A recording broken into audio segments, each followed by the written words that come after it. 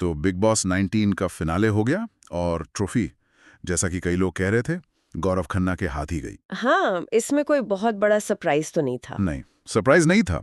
पर जो बात मुझे सबसे ज्यादा सोचने पर मजबूर करती है, वो ये है कि उन्होंने ये सब किया कैसे।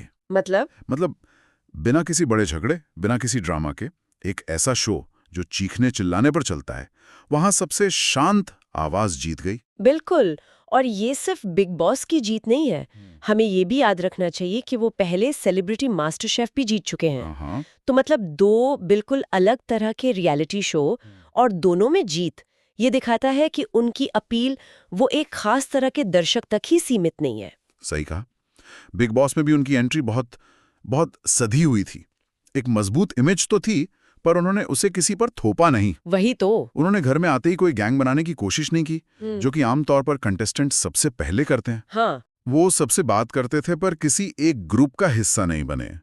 लेकिन क्या इससे उनके कमजोर या बोरिंग दिखने का खतरा नहीं था? बहुत अच्छा सवाल है।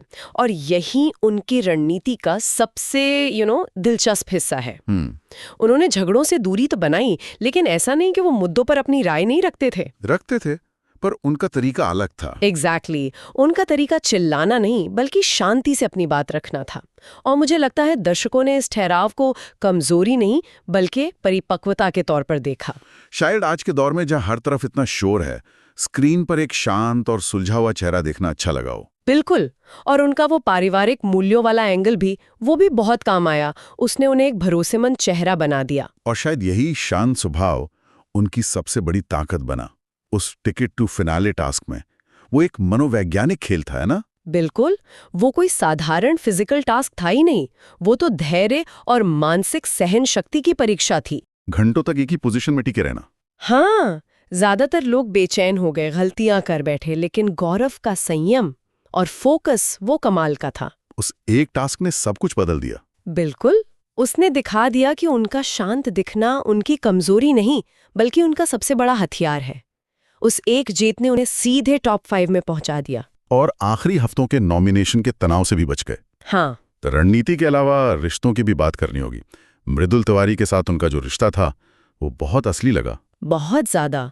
ऐसा नहीं लगा कि वो कैमरों के लिए बनाया गया है। राइट। और उस रिश्ते ने उनके किरदार को एक अलग ही गहराई दी। जब उन्होंने मृदुल को बचाने के लिए अपनी इम्यूनिटी दांव पे लगाने की बात की, वो एक निर्णायक मोड़ था। हाँ, उसने दिखाया कि वो सिर्फ गेम नहीं खेल रहे हैं, बल्कि रिश्ते भी निभा रहे हैं। उस एक कदम ने उन्हें दर्शकों की नजरों में बहुत ऊपर उठा दिया। और फिर आया ग्रैंड फिनाले, 7 दिसंबर की रात। मुकाबला फरहाना भट्ट और गौरव खन्ना के बीच। और सलमान खान ने गौरव का हाथ उठाया और वो विनर बन गए। ट्रॉफी, 50 लाख रुपए और एक कार, जो वो पहले जीत चुके थे। बिल्कुल। लेकिन इन जीती हुई चीजों से ज्यादा मुझे लगता है उनकी जीत का तरीका वो ज्यादा मायने रखता है। सही कहा। उनकी जीत सिर्फ उनकी मेहनत या फैंस के प्यार का नतीजा नहीं है। ये एक सफल केस स्टडी है। ये दिखाती है कि रियलिटी शो जीतने के लिए आपको हमेशा चीखना, लड़ना या ड्रामा करना जरूरी नहीं है। तो बिग बॉस का टेम्पलेट बदल रहा है क्या? अब कंटेस्टेंट्स लड़ने की बजाय शांत रहने की कोशिश करेंगे? यही तो सबसे बड़ा सवाल है।